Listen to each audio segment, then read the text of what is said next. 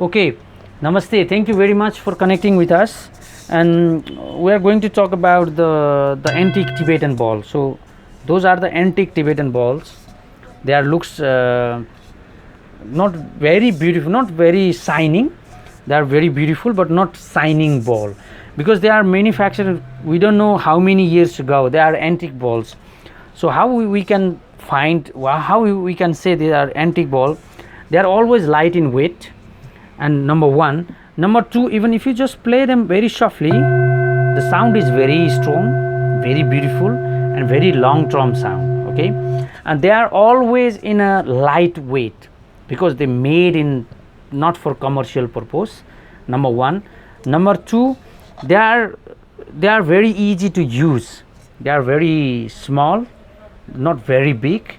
They are very beautiful, and they have a very huge power. They are very huge vibration and sound.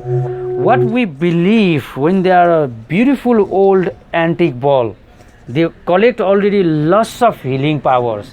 So they are full of healing powers than the new and ordinary ball.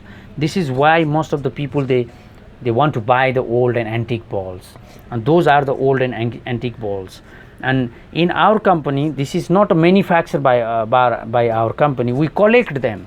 We collect from different places, so they are not common to buy any place. You don't find in the ordinary shop.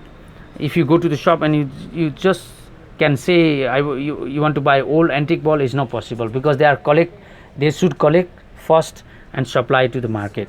So this is why they are very popular. They are very good.